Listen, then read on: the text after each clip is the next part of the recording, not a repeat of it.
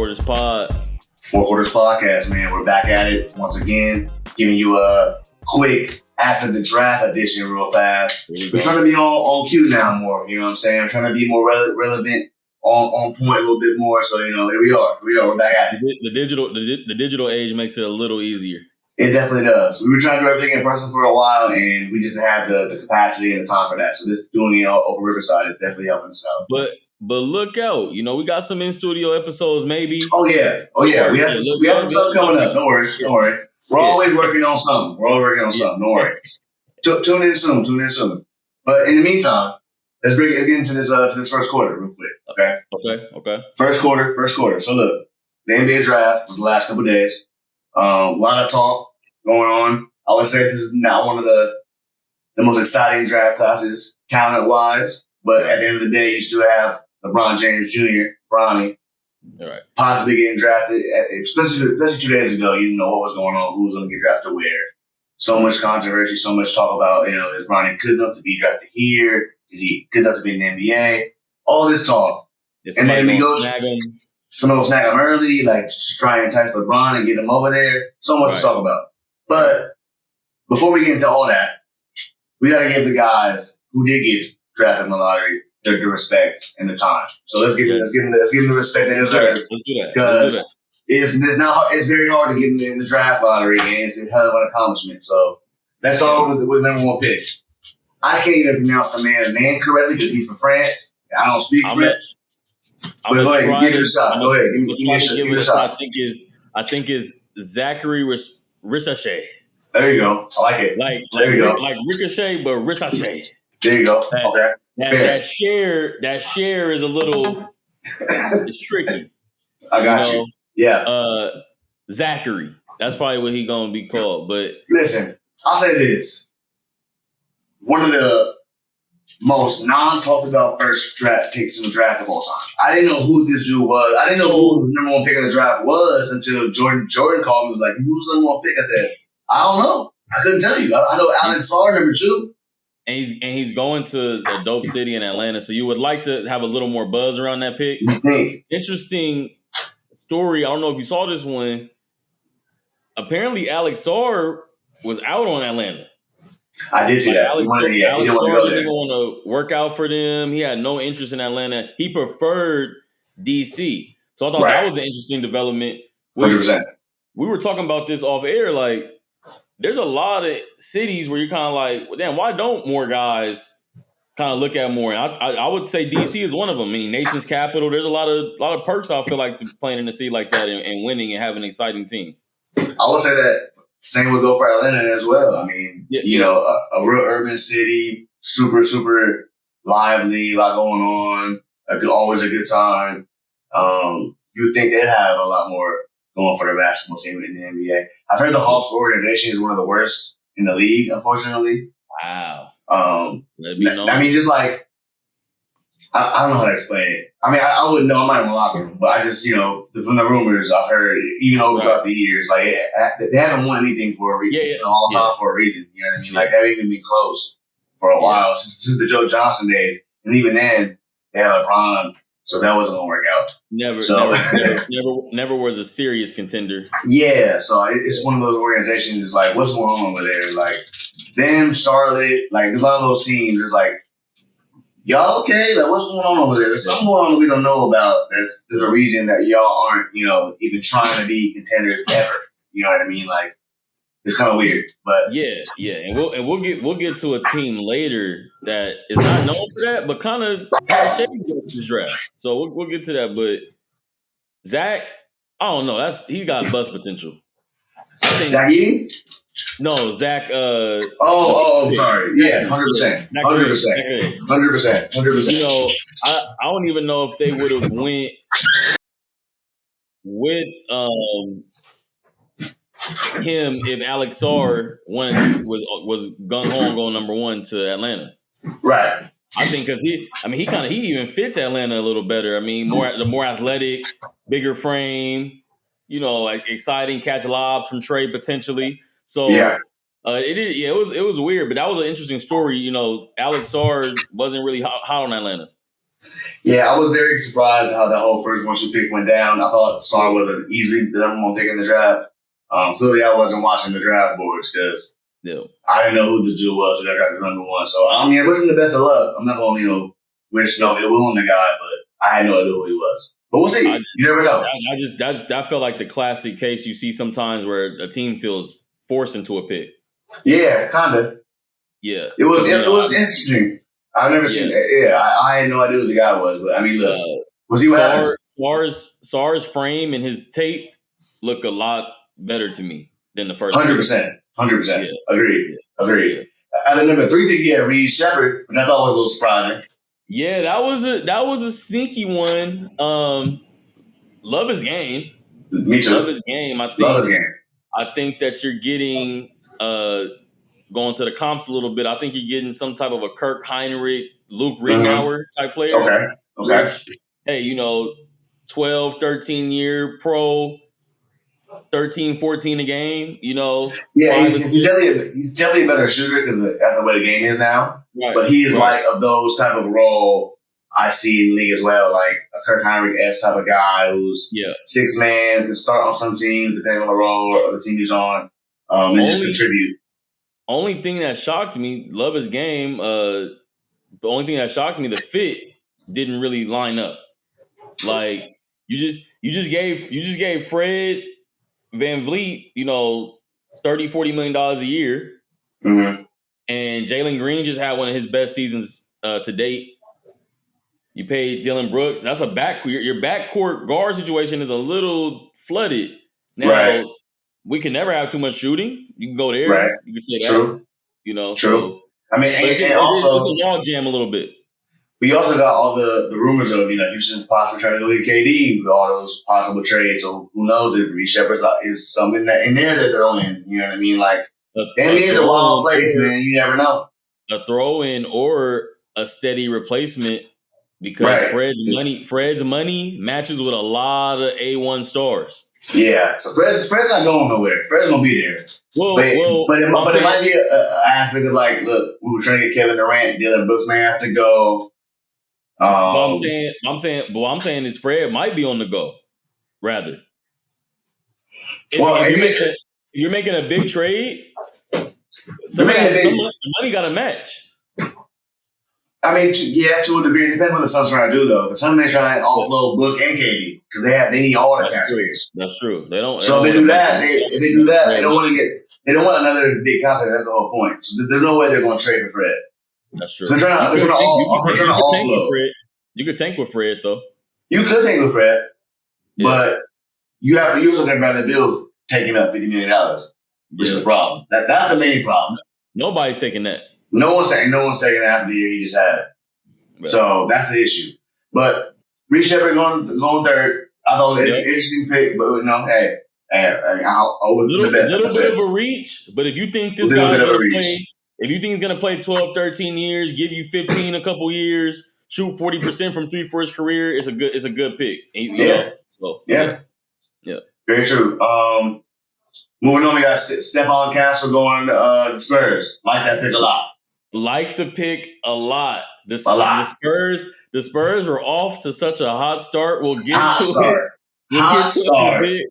But yeah, we'll get to it, and we'll get to it in 4 and 3 picks because these dudes. I got some questions. Stephon Castle, though, love his game, love his tape, winner. Yes. Play All-American in high school. All-American high school. Yeah, All-American. Has the athleticism to match. He played very beyond his years on that championship UConn team. You look back and you're like, damn, he's 18, 19. He's a freshman, right. He's very young. You think he's at least a sophomore, Right. Heady, strong, good size for the position. I think at the high end, I think you're looking at some of the things Drew Holiday could do. Yeah. Somewhere in the middle, he could probably come in and give you some Michael Carter Williams stuff. Just make winning basketball plays. So, right. I like the pick. Strong pick by San Antonio. They might have just found their perfect guard, true point guard to line up with Wemby for the next decade. Well, that's what they were looking for. I mean, we thought they had the next second best pick in the draft Actually, we'll go to it right now. Let's just go to it. Rob Dillingham he went to Spurs, and they wanted to get rid of him and go give him to the Timberwolves. Which for the Timberwolves, I love. I'm not worried about them at the moment. I'm worried about the Spurs because they got Wemby and I want to see him in the playoffs immediately. What are we doing? What's the plan here? Rob was a Spur for 5 minutes. Less than that. It's like I was so excited. I was shocked. I was excited when I was like, me too. And then the Laker fan in me a little bit was kind of like, damn, that's kind of crazy though. Like that's gonna be something to deal with. Yeah, that's gonna be a tough problem. Rob and Stephon backcourt with Wemby on the court together, like that's nasty. So, but what happened, Jacob? What happened like 2 minutes after that? After the Spurs take Rob Dillingham, arguably the best player in this draft. You could come in and say Rob Dillingham is my number one in this draft, easily, and nobody could bat an eye. Very, very true. So what happened? They come in and draft Rob. I'm going crazy. I'm texting you like, hey, Spurs is up. They got two of the best guards in the draft. They're rolling. We might be at Lakers at Spurs to go see that. Yeah, it might be a 7 seed. We don't know. Like they could be rolling. Nope. Next thing you know, Woj come in. You're the little bell. What's the little song that come in when the pick comes in? Yeah, that happened. And they said they traded Rob Dillingham to the Timberwolves for a 2030 and 2031 first round pick. So that was the kicker. It wasn't even something that's going to happen in the next 2 or 3 years. Damn it. I saw a tweet that said they just traded him for Deuce. Deuce on the way. For Deuce Tatum. Deuce Tatum on the way. Yeah, Cannon Curry. Oh, I'm sick.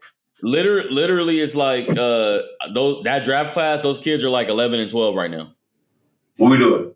And you gave away arguably the best player in the draft, as we said. So I didn't understand it. It doesn't line up with Wemby. Wemby's on the record. Year one. Hey, I want to win. I'm not going to do this for 20 years. You know, I got other. I'm into worldly things. What's sick? I had my mic next to me this entire time. I've been just talking. I hope I heard everything I heard. That's insane. We'll find out. It didn't sound too off. It didn't sound too off, but we'll see. Yeah. We'll see. Well, anyways, but yeah, agreed. Yeah. So yeah, for many, wow. Minnie's looking good. Minnie's looking really good right now. They're looking really good. What really crystallized this comp for me, where I want to go with Rob, is I think a role that he's going to play for Minnie, and that's the Jamal Crawford. I like that. Early on, he's going to be in that role. You know, come in. We know what you could do. We know what you can do. You're not starting because we got guard. We got a backcourt. So when you come in, we want Rob Dillingham, and that's the J crossover. So that's so scary. That's so scary. Agreed. Yeah, they're about. They're about to be. They're already a problem right now. So with him, it's going to be an interesting ball game to see what happens. Those lineups where you just need that infusion of offense, Rob and Ant backcourt. Oh my goodness. Especially in second units. Oh my goodness. Man, that's going to be dangerous. You can go Mike, Rob, and Ant at the 3. Really want to get small on their ass and get them up. You got options, and they got Terrence Shannon from what's his name from Illinois, who's insane. They had the draft. They might have the best draft. But the draft that the Spurs had, they had it in their hands, and they gave it away for Julius Randle's son. For Julius Randle's son. He asked about Kobe in baseball stadium stands, and they worried about, what we talking about, man? It's crazy. But hey, that's the NBA.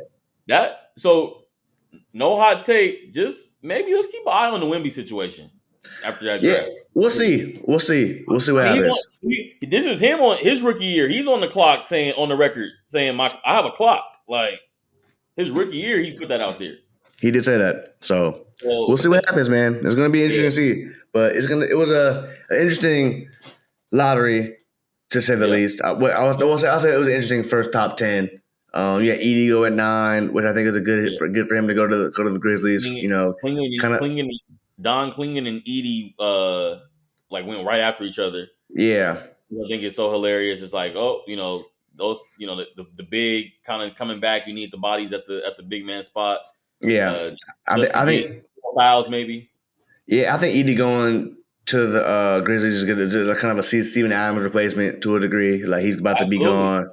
You need a big to kind of hang in the paint. More rim protection. Yeah, you need that, especially in the playoffs when the game slows down. You need, especially even off the bench. Like, all right, cool, we got a guy off the bench who can just come in and anchor the paint a little bit. Eat some fouls. Exactly. So we'll see what happens with all these guys. Yep. Look, no matter what happens with the draft, there's always a couple gems that we never see coming. So We'll see who those guys are down the line. But hey, that's the end of the first quarter. We'll be back in a second.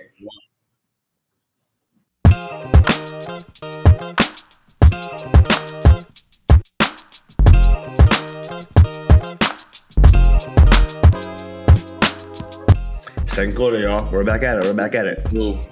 Quarter 2. So let's talk about these Laker picks. Okay.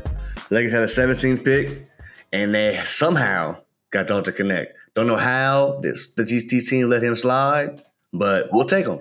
I mean, ton of value in the pick. I'm not a big mock draft guy. Mm-hmm. I like who I like if I see somebody, but all the mocks had him top 10, clear across the board. So obviously where he slipped probably is the age, being a senior. That's what it is. But hey, look, man, if I'm picking in the first round, I want contributors. I want someone to come in and help my team immediately. Round 1, round 2, we could do projects and things like Agreed. that. But round 1, I mean, you're taking up real NBA money and a real NBA roster spot. So I need you to come and contribute. So I love the pick. It almost feels like a makeup pick for passing up Jaime last year. Yeah. Because you went with an 18, 19-year-old point guard, Jalen Shafino, who jury's still out. We only going into year 2. We haven't even seen year 2 yet, so jury's still out. But Jaime was a first-team All-Rookie contributor on a playoff team, and I think Dalton Connect will share some of those same successes with the Lakers. I agree. I mean, he's kind of what we need. Off the bench guy can shoot, create his own shot. Get to the basket. He's athletic as hell, tall, big athlete. So he's what we're looking for when it comes to we need big wings, big free agent guys. We're looking for. He kind of fits that bill. I think it's a great pick. We need shooting. That's the one thing that we always need in the Lakers, especially when you have LeBron and AD. You need shooting. You're gonna be open. Can you make shots? And when your coach is JJ Redick, gotta make shots. So it's gonna be an interesting. I'm very curious to see how JJ Redick uses him in the offense, and what he runs for him. It's gonna be interesting. And speaking of interesting, 55th pick, the one and only Bronny James. Yeah. How do you feel about the Bronny James pick? I've seen a lot of controversy and all the talk over the last 48 hours. Quick off the top, man. First of all, kudos to the guy for hooping at this stage, still continuing his dream. He had a very serious medical thing that happened. Mm-hmm. And that within that same calendar year for that upcoming basketball season, he was there and he contributed. Now, you want to talk about the level of the contribution? He contributed to a D1 basketball team. I remember people were saying that he wasn't even a D1 player. Right. I remember those conversations. So I love it. I love the fact that at every step he's proved it. He's made it right there. He gets it right in, and just keeps proving the doubters wrong. And that's something that is a quality that transcends sports. Right. Especially being LeBron's kid. He don't have to work this hard. He don't have to, Right. He just took a summer league invite somewhere, Right. So 100%. No, I'm always been rooting for the kid. I hear he's a great kid, great dude. I've heard nothing bad about him. Besides, you know what, people hate him because of his dad, which is unfortunate. But that's the society we live in. You know what I mean? Like, you're related to somebody that you don't like, we don't like the whole family. That's kind of how it go. But I'm rooting for the kid. I'm happy on the Lakers. I think that he was picked in the right position. He wasn't picked too early. He wasn't picked too late. He was a 55th pick. 55th picks don't have much expectations.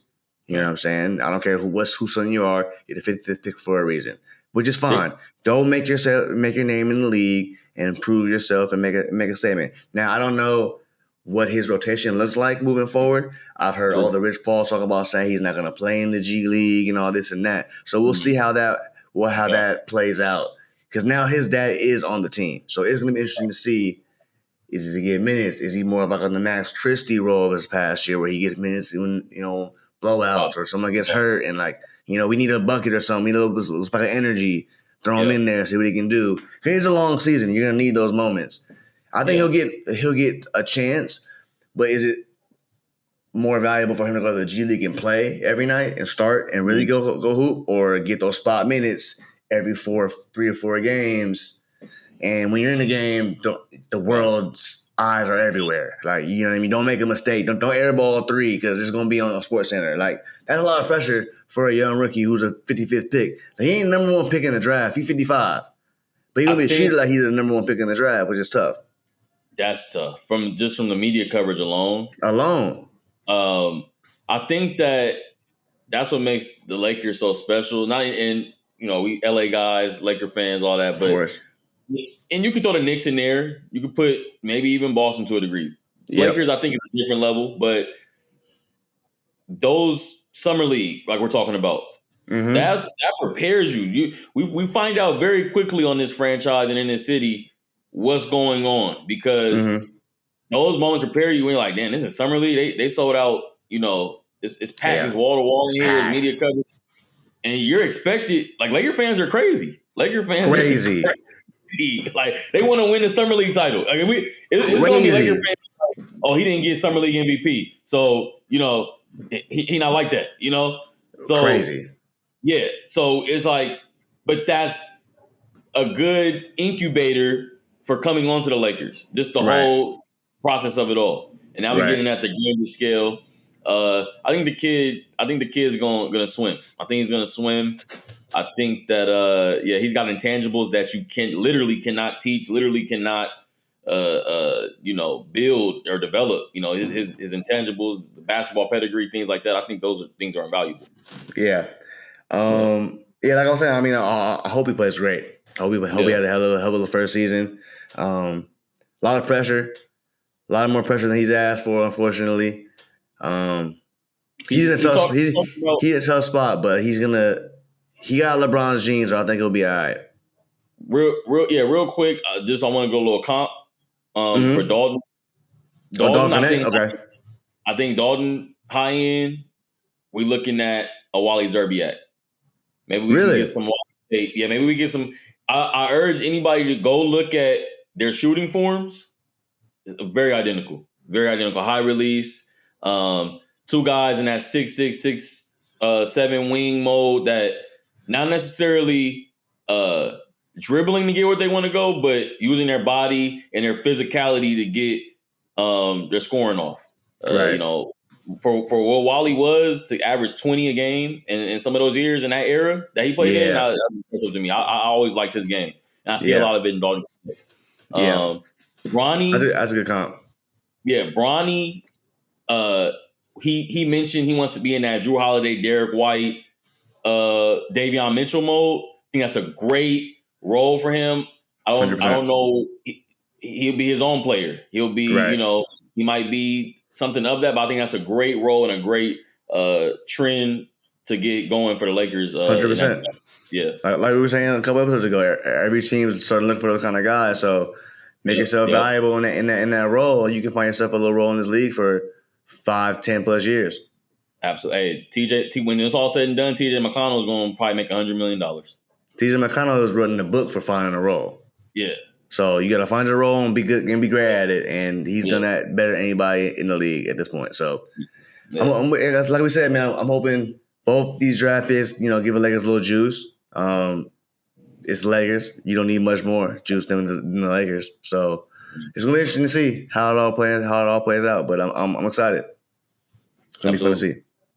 All right, y'all. We're gonna have halftime. We'll be back in a second. Halftime.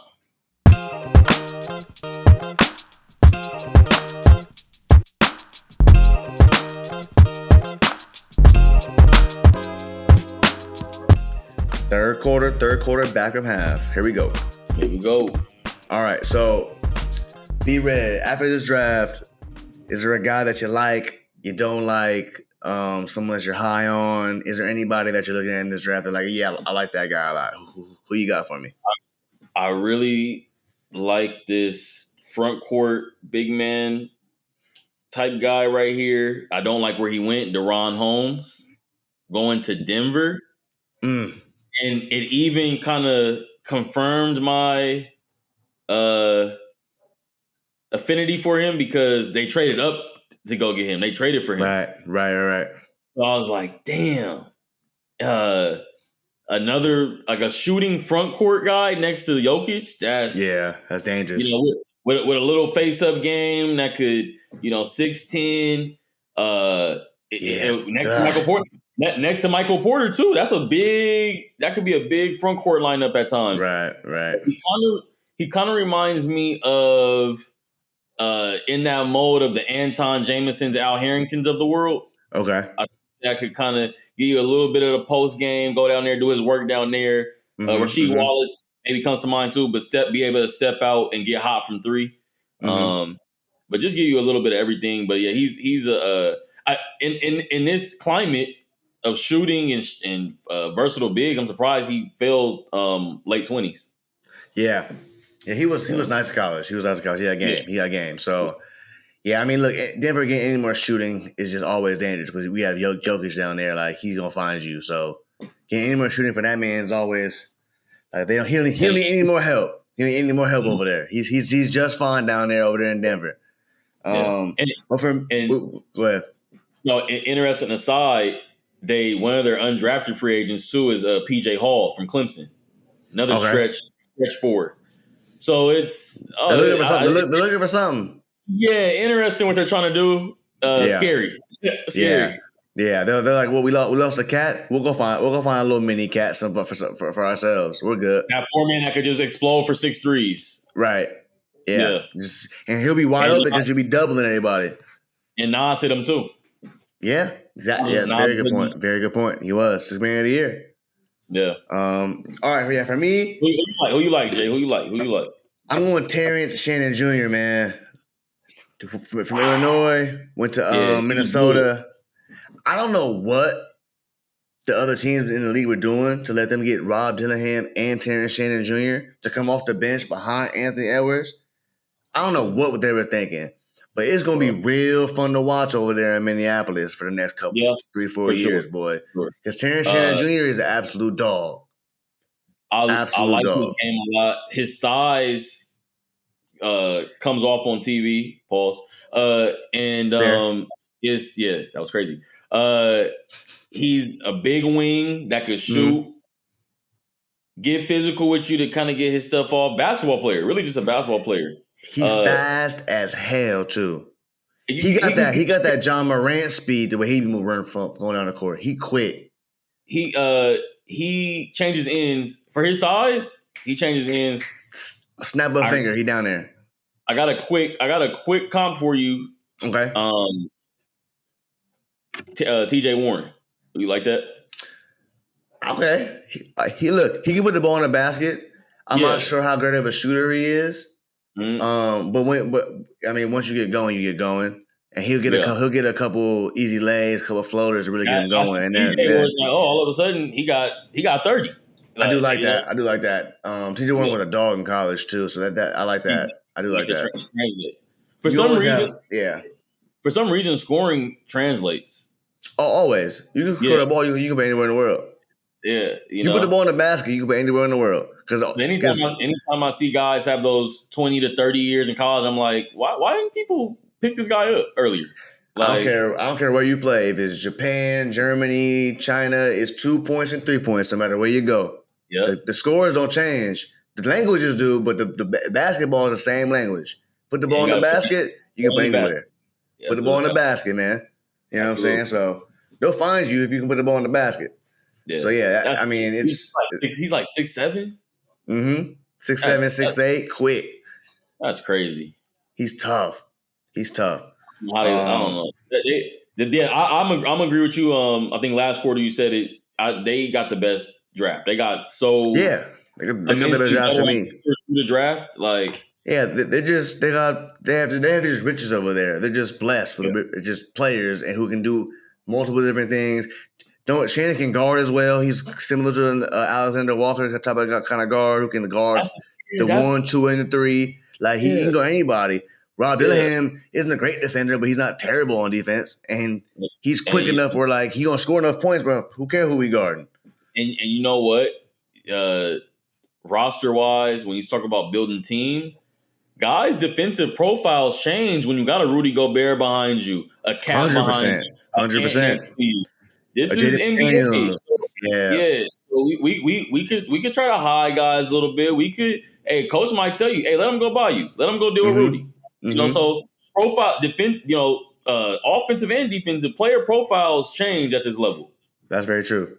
If you think a guy can score in college, he really the floor gonna open up in the NBA. Like that's what I'm saying. If you can score in college, people understand how in college the floor is really there's no space. There's no space because you can stay in the paint the whole game. There's no defense in 3 seconds.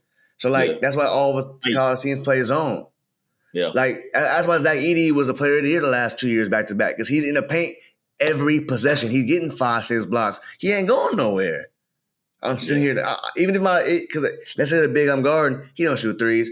He roaming around setting screens. I ain't going out there. I'm saying right here, I'm not going out there. I'm gonna make that 15-footer because everyone says the mid-range jumper the worst shot in the game now. So no one's even shooting those. So you gonna make 9 threes to beat me? Or make layups over me, and you ain't making layups over me. I'm 7'3". I'm blocking everything. So that's why it works in college. Like, but in the league, you can't be in there all that time. You got to come out and hedge. You got to come out and flash. You have to guard in space. Can you guard me for 2 dribbles? Because Jared Lively will hit you with a little 1-2, and he at the rim. Yeah, you know what I'm saying. So it's a different ball game, but that's why college basketball. If you can score in college, you can score in the league. Scoring translates, and the scoring always translates. I think 2 things I've always saw that translate: scoring and rebounding. I think guys that could go get the ball at any level, that ball comes off the different ways. I will also say, and man-to-man defense. You can guard somebody full. You guard somebody full court, 94 feet. Play good D, guard the ball, get the deflections, be in the right spots. That helps. Because in the NBA, there's not as much help, but there is still help. You know what I'm saying? Like, you still got, if you have Rudy Gobert, like you said, just makes you a better defender. Like, Jeremy Daniels is a great defender, but he's even better because he got Rudy Gobert behind him. He knows I can pick up 94 because if you go by me, I can roll over plays. You take mine, I take yours. I take a lot of those easy steals. Them dump offs are easy steals. You know what I'm saying? Daniels and it's hard. Yeah. So you get on the right team, you can be a problem. So it all depends. NBA is all about situations, man. Situations and roles, and that's a big part fits. That's really what it's about. That's 50%. Yeah, I was about to say 50-50. I was about to say it's about 50%. You have to be on the right team, right role, right coach. All that has to kind of come into play. Look at Aaron Gordon. If Tom Brady Aaron Gordon was in Orlando rotting away. He come to Denver. Yep. Easy chip.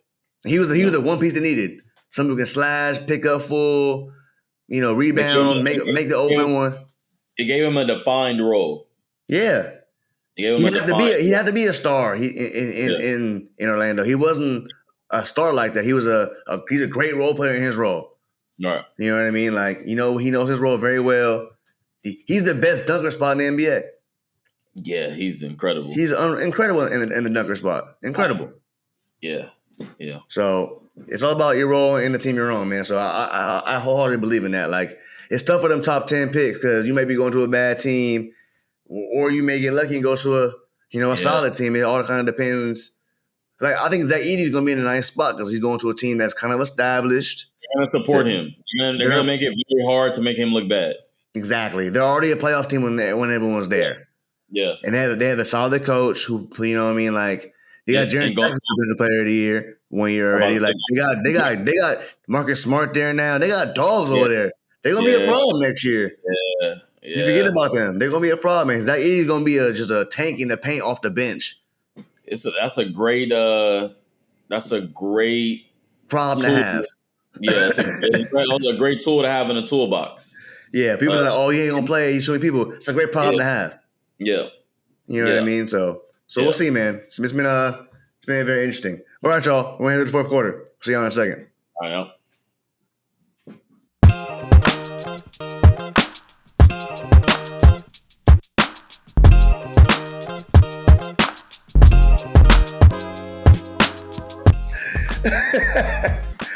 4 quarters. We're back. Winning time. Winning time. 4 quarters, man. Welcome back. You know what time it is, man. As always, our fourth quarter segment. Start, bench, cut. All right. We got a tough one tonight. This was submitted by yours truly, B Redd. Okay. You submitted this one. So we got Paul Pierce, D Wade, or Kawhi Leonard. Okay. Start, bench, cut. Now, you want to go first? You want me to go first? What you want to do? You want me to go first? Oh, Jesus Christ. All right, here we go. Let me take a sip of the drink real quick. Hold on. All right. Rolls, huh? This is a tough one. I'm gonna start D Wade. I'm gonna get that out the way. Fair. Start D Wade. Third best shooting guard of all time in my eyes as of right now. I don't think he's behind Jordan, Kobe. I think it's D Wade's number 3. People forget how good his man was, man, especially when he was younger years. Literally the Flash. Yeah. Unbelievable. I remember watching him when he was in the Heat by himself, just doing it all. That chip he won by himself was unbelievable. To this date, it got surpassed by Bron 2016, but before that 06 finals run stood. He did have Shaq, but Shaq wasn't the dominant Shaq that we know. That wasn't Shaq. That was Shaquille O'Neal.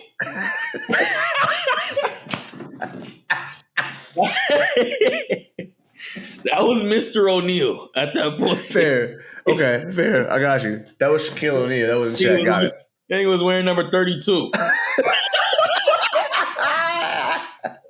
Wow, he was too. Wow. He lost to. Wow, that's a great call. I didn't even think about that. That's hilarious. Okay, fair play. So I'm starting D Wade. The benching and the cut is where it really gets hard for me to choose who I'm gonna pick.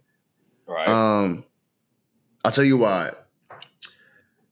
I love Kawhi. I think he's very, very good. I think winning that Finals MVP in the beginning of his career with that really great Spurs team has enhanced his resume for sure. Very early. Now I don't know.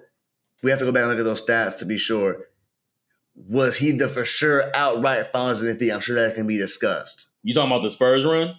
Yeah. I could tell you off the rip, he probably averaged like 16, 17 points, 9, 10 boards, 3 assists. Like it wasn't anything phenomenal. Yeah, it wasn't a decisive. They could have easily given it to Timmy and we wouldn't have cared. Like we wouldn't have. Right. Okay. Yeah. That's what I was thinking. Yeah. It wasn't. He didn't average 20. I know that. Right. So love Kawhi. For me, he won that one in Toronto, right? Against Golden State. Now, for me, if KD and Klay don't get hurt, they get blown out 4-0, 4-1. Personally. But that didn't happen. Hey, guess what? That didn't happen. He wins the championship. Hey, there's no ifs. There's no ifs when you win a chip. You got it. You won that one. Also hit one of the craziest game winners, Game 7. Oh, that was a hell of a shot over Philly. Yeah, that shot was nuts. The bouncer, that was crazy. He has some moments. Yeah. For me, which I think that might give him the edge for me over Paul Pierce, is the defensive end. got Defensive Player of the Year. Yeah, And yeah, he's a lockdown defender, lockdown. yeah, Especially in his early years before he really got the scoring down when he was on a team where he didn't have to score like that. Put him on your best player. And there's that video that always I love is when the Heat playing the Spurs and Bronny at the free throw line and Kawhi's checking, he look back, he go, fuck. And I love that video. That just shows you that man is so tough to deal with when he's guarding you. Like that just shows that's all I need to see.